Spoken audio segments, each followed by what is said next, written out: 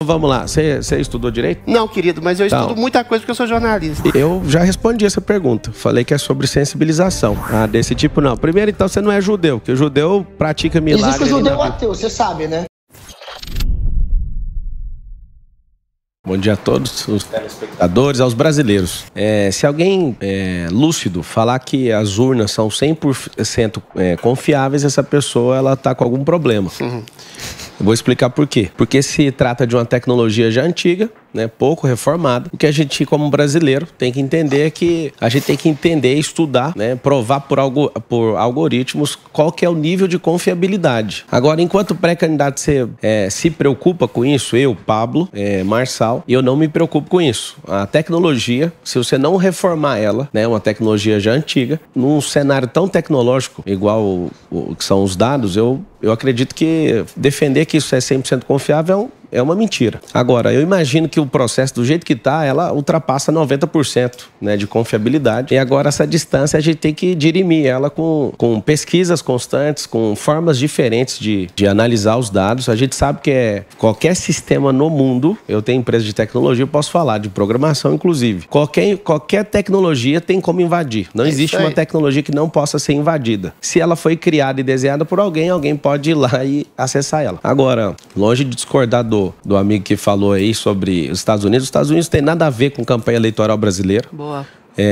Eu acredito que esse assunto já começa a ficar caricato. Igual a minha candidatura, né, para muitos, a minha pré-candidatura. E essa candidatura? Conta um pouquinho pra gente essa sua ideia aí de se lançar candidato à presidência da República, porque quem te acompanha muito pelo seu trabalho, empresário, escritor, influenciador digital, você fez vários cursos. Por que essa ideia de ser candidato à presidência da República? Porque 60% do Brasil não quer votar não vai votar nem no Luiz e nem no Messias. Eu fui aluno de escola pública praticamente a minha vida inteira, né? Já morei em periferia. Eu lembro muito bem que quando alguém tava querendo reclamar ou encher o saco, aí alguém virava do lado e falava assim: se você não gostou, vai lá você e resolve. Então, eu não tinha cargo político, mas desenvolvia política de forma privada, e depois eu vou explicar sobre isso. Vou mostrar pro Brasil, né, em relação a uma direção. Eu vejo que a polarização ela não está levando o Brasil para direção nenhuma. Talvez eu seja o único pré-candidato que não vai usar fundo eleitoral na campanha. Eu quero falar para você que está assistindo, você que é brasileiro, você não tem essas duas opções, né? Essa gestão política de medo, de votar no ruim ou no menos ruim, ou da rachadinha ou da rachadora,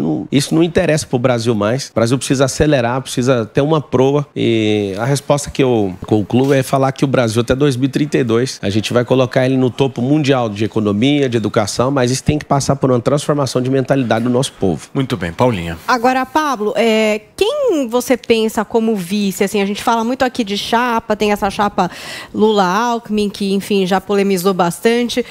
Quem você pensa como vice para fazer essa chapa? Se for depender da minha vontade pessoal, eu quero alguém do Nordeste, uma mulher, divorciada, mais ou menos ainda uma faixa etária de 53 anos, porque 43% dos lares do Brasil são liderados por mulheres. Mas tem que ser divorciada? Eu queria divorciada, justamente para sensibilizar esse país. Eu achei curioso essa especificidade. Sendo bem específico, Sim. Por conta da sensibilização que a gente precisa de representar isso no governo, né? O governo sempre é montado de forma política, não pensando no povo. Com certeza. Então eu peguei um desenho pensando no povo e deixei claro essas minhas intenções, e sempre vou responder de forma clara e específica. É bem específico, né? Não precisa ser tão preciosista, mas a política tem um jogo, né, por trás dela. Essa caminhada agora, eu já tenho 12 partidos comigo apalavrados, só que eles falaram o seguinte: você precisa pontuar. Se você não pontuar 2 dígitos, a gente não tem compromisso com você. E aí me coloquei à disposição. E quando começar a pontuar, a piada vai virar um pesadelo. Esse nome você não tem aí de vice? Tem vários nomes, mas eu não vou divulgar nomes, né? Principalmente porque tem vários acordos já costurados com alguns partidos, e isso precisa de ter uma reação popular. Se não tiver, é só uma besteira falar nomes. Paulinha? Não, eu só ia perguntar se isso é uma estratégia no sentido de atrair o voto dessas mulheres, uma estratégia de marketing, digamos assim, ou se isso é um princípio seu de representatividade, de imaginar que no governo a gente precise representar essa parte da população que, como você já considerou aqui, é uma grande parte das mulheres brasileiras. Eu já respondi essa pergunta. Falei que é sobre sensibilização. Eu falei para sensibilizar realmente quem gasta o dobro de energia, né, para cuidar de uma família. Sensibilizar para voto, então, não no sentido de você entender que precisa de uma representatividade no governo dessas pessoas. Mas esse é o sistema eleitoral. Aí. Não, sim, eu não estou te julgando, eu só estou perguntando. Não, eu só estou respondendo a sua pergunta e reafirmando ela. O sistema eleitoral é esse. Se você quiser que as pessoas te ouçam, né, elas precisam ser representadas. Então, quando alguém vota, não tem nada demais. Ela está falando assim, eu confio em você. Você tocou meu coração, ou seja, é a forma de sensibilizar esse público e militar por esse público, né, durante o governo. Ô Pablo, pegando esse gancho da mulher divorciada, da representatividade das mulheres, do casamento, a gente tem uma polarização muito forte no país hoje, não só entre Lula e Bolsonaro, mas em convicções, né, ideológicas, direita, esquerda, conservadores, progressistas. Eu queria saber em qual espectro você mais se alinha, se é um centro progressista, centro-direita, centro-esquerda, e como é que você vê essa questão familiar? Como é que você vê essa pauta de costumes defendida pelo governo Bolsonaro, que é anti-aborto, a esquerda é a favor do aborto, a direita pressupõe uma família mais tradicional, a esquerda alarga o princípio e o conceito de família, às vezes de maneira um pouco exagerada ou não. Como é que você vê a pauta de costumes, como você se alinha diante dessa pauta de costumes e como você se define ideologicamente? Vamos lá, 30% do eleitorado é dividido bem ao meio, né? 15% do eleitorado é a esquerda extrema e 15% a direita totalmente extrema. O que acontece? A gente, como brasileiro, a gente não é obrigado a sustentar uma ideologia lá da Revolução Francesa que tem mais de 200 anos, com esse negócio de esquerda e direita. Sim. E eu sei que todo mundo quer me colocar um rótulo, mas eu vou te falar. Existem coisas muito boas que a esquerda produz na nação, só que quem é de direita ignora 100% do que é feito e falado. Exemplos. Causas sociais. Sim. Eu já fui da periferia, eu sei o que é passar fome. Não passei uma semana de fome, mas eu sei o sentimento, o que é isso, o que é ter dificuldade, o que não é ter dinheiro na família para pagar a conta. Mas a direita não faz causas sociais também, por exemplo, auxílio família, essas coisas. Não, esse auxílio aí, ele foi alongado de um outro governo, né? Ninguém falou, queremos fazer isso. Isso é uma manutenção e até usar isso de forma de brand, né? Para continuar a angariar mais votos. Mas tá errado, não. Tudo bem.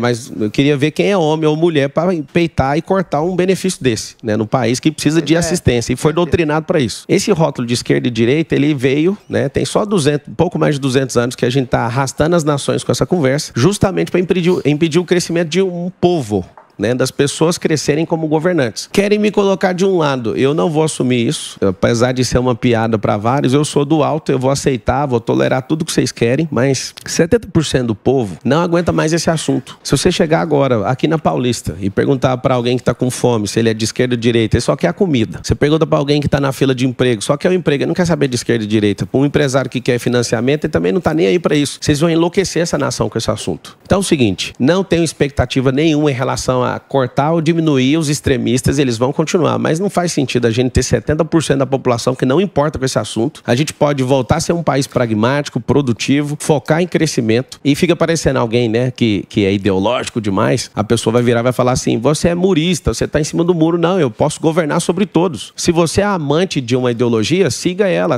Toda ideologia, ela vai limitar, ela vai alienar o cérebro. A minha ideologia, né, para ficar bem definido, é o Brasil. O principal pilar dessa ideologia chama-se liberdade. Tá? Você tocou no assunto de aborto. Enquanto a direita é contra, a esquerda é a favor, você falou. Se eu for para uma guerra, né, o Brasil entrar no estado de guerra, igual a Ucrânia tá, e precisar de mim para defender o povo brasileiro, colocar um fuzil na minha mão, eu vou para cima. Por causa de quem? Por causa de vidas de brasileiro, não por causa de patrimônio brasileiro. Você é pró ou contra aborto? Vou te falar agora. Perfeito. Se eu for para a guerra defender uma vida, por que eu vou aceitar tirar uma vida de alguém que é indefeso? Essa é uma pergunta que eu te faço. Isso é uma pauta de direita, então. Você é contra Ou seja, eu não sou contra, eu sou contra assassinato de vida inocente. Inclusive, eu vou sugerir que mude o nome aborto, porque vocês estão... Quando eu falo vocês, quem defende? Vocês acham que aborto é igual abortar um projeto. Acho que o erro de tipo, né, a tipificação penal, tá parecendo de Seria projeto. Homicídio que você ia colocar? Não é homicídio, porque homicídio precisa de ter respiração, né? Mas uma coisa que você tem que entender é que ali é uma vida indefesa. E eu acredito que as mulheres que defendem o aborto, elas falam assim, meu corpo e minhas regras. Eu vou continuar achando que ela tá certa nisso. O corpo dela é regra dela, ela decide decide o que quiser. Só que tem outro corpo lá dentro que não é dela. Então, sabe qual que é a discussão que eu quero trazer? Não é se eu tô certo ou se eu tô errado. 4 crianças por dia morrem afogadas no Brasil. Então, a gente vai tampar todas as piscinas para nenhuma criança morrer? Não, coloca uma telinha. Se você não quer engravidar, você põe uma telinha na genitália ou então na mente. Eu sei que é grosseiro isso, mas é para provocar o pensamento. A gente, enquanto Estado, a gente não decide quem vive e quem morre. No Brasil não tem pena de morte, a não ser no Código Penal Militar, em caso de deserção e em caso de guerra. A gente não mata ladrão, a gente não mata traidores da nação, ladrões que roubam trilhões. A gente não mata essas pessoas, vai matar os bebês que não tem nada com isso. Eu não sou engessado, você não vai falar assim, ele não pensa. É o seguinte, eu não concordo com um monte de coisa e eu acredito que o país, o presidente da República, ele pode pensar o que ele quiser, só que ele não pode falar o que ele quiser porque ele compromete a nação. Minha pauta particular é liberdade. Eu quero dar liberdade para esse bebê nascer. Se não quiser cuidar dele, dá para alguém e alguém cuida. Pablo, mas nesses 4 anos, quase 4 anos de governo Bolsonaro, a gente viu como é difícil governar, né? Quando a gente está de fora, acha que consegue mudar tudo. Quando entra, você vê como que funciona a máquina realmente, principalmente com o Senado. O Senado, todos os projetos que vão ajudar o Brasil,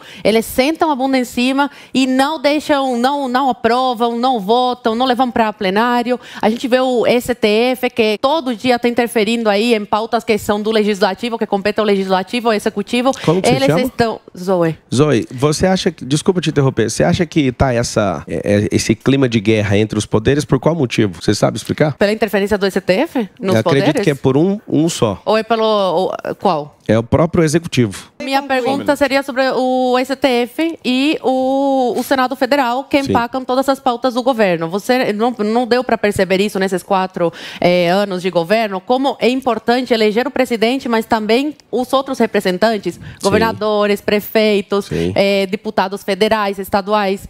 Você não acredita que seja um pouco disso também, que o governo não tenha conseguido avançar em todas as suas pautas por causa dessas questões aí? Você sabe quantos anos que o Messias ficou no parlamento? 27, salvo engano, quase 30. Eu vou te explicar. Eu nunca fiquei nem um dia inteiro dentro do parlamento, mas eu tenho relacionamento lá dentro e eu sei que os 3 poderes funcionam por meio de relacionamento. O que acontece? O Messias, ele passou 27 anos dentro do parlamento e quando ele quis ser presidente da casa, ele ganhou 4 votos. Não teve o voto nem do próprio filho, né? Que eles estavam brigados na época, algo assim. Quando ele era parlamentar, ele não conseguiu nem 4 votos para ser presidente da Câmara e aí a gente percebe algo. Ficou 27 anos, não estava costurando o relacionamento, aí depois vira presidente. O que você acha que vai acontecer? Vai ficar todo mundo contra ele. Apesar que toda legislatura tem aí o processo natural de 50% de renovação do quadro. O relacionamento do governo do PT com o legislativo, por exemplo, foi através de corrupção. O Lula tinha o maior bom trânsito entre os partidos, que ele subornava e comprava e corrompia. Eu não terminei de falar e não falei que relacionamento é sobre comprar pessoas. Pois é, mas na verdade sempre foi mais ou menos assim, mas vamos ver. Não, isso aí não é um modelo correto. Então você acabou de mostrar um modelo que não é.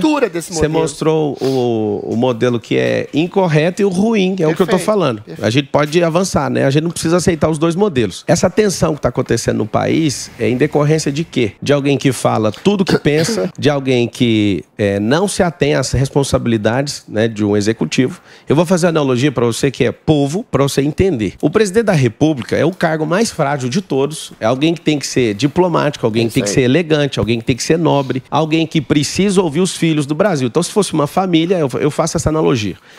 O presidente da República é o pai da nação, temporariamente. O STF é a mãe, só que a mãe não tem mandato, ou seja, é praticamente vitalício. Madrasta, né? Não tem mandato, é madrasta. Aí que tem mandato, sem mandato é mãe. Nasceu é mãe pra sempre. O pai se aceita, né, Drilinho? O pai é biológico, foi eleito, pelo menos, né?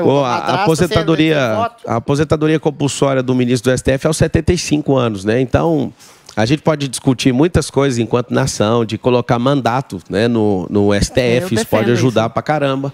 Agora, o que a gente não pode ter encrenca é com os filhos. Os filhos mais velhos são os senadores, e a gente ficam 8 anos lá, e os deputados 4, e tem gente que tá mais de 30 anos lá dentro. O que eu quero resumir? O problema institucional é de uma casa onde tem 11, ou uma casa que tem 513, uma casa que tem 81, ou de uma pessoa. É uma pessoa que precisa ter elegância, é uma pessoa que precisa transmitir confiança, e eu sei da dificuldade do presidente. Eu sei que o que ele construiu, ele ajudou o Brasil a se livrar, né, dessa ideologia maluca. Vocês não vão me ver desonrando ele, e nem o Luiz. Quem sou eu para falar do Luiz, sendo que o STF foi lá e tirou ele, né, da prisão e deixou ele em paz? Mas você acha isso normal? O cara que foi condenado em 3 instâncias por uma dezena de juízes, o STF tirar por uma questiúncula jurídica, ele não foi absolvido. Ele foi descondenado por uma questiúncula jurídica. Você acha normal? Não, Fala isso pra gente. Não é normal. Eu, enquanto... Você falou que não vê problema. Não vejo problema, porque pra que eu vou fazer isso? Porque aqui no Brasil tem quantos juristas, você sabe? Pra quê? Pra você não perceber, não soltar criminosos condenados por 3 instâncias por uma questiúncula jurídica. Só isso. Então, vamos lá. Você estudou direito? Não, querido, mas eu estudo muita coisa porque eu sou jornalista. Então vamos fazer o seguinte. Vamos estudar o direito, que o direito tem um devido processo legal. Infelizmente, se você perguntar pra mim, você acha justo? Eu acho injusto. Então você vê problema. Não vejo problema, porque o problema precisa ser resolvido. E nesse caso não tem a solução do problema. Como presidente, o que você faria para resolver esse problema dessa injustiça formal perpetrada pela justiça brasileira? O presidente da República não tem competência para prender alguém. Deixa eu inserir o nosso Guga Noblar aqui na conversa. Guguinha, você está querendo falar, né?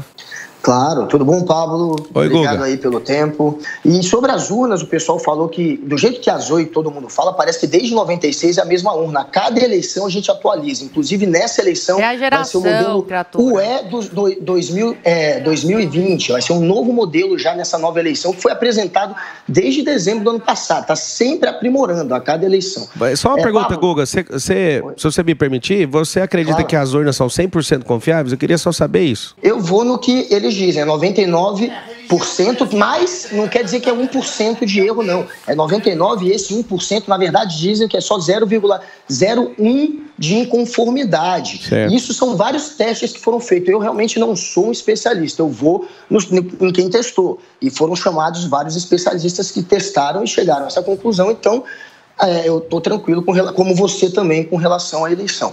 Agora, Pablo, para misturar um pouco esse seu lado político também com a sua história de vida que as pessoas não conhecem, tem um vídeo seu muito polêmico, né? Que você está numa igreja orando, fazendo lá a sua oração e você pede para uma mulher, uma cadeirante, você faz uma cadeirante levantar da cadeira. Você tenta fazer uma cadeirante levantar.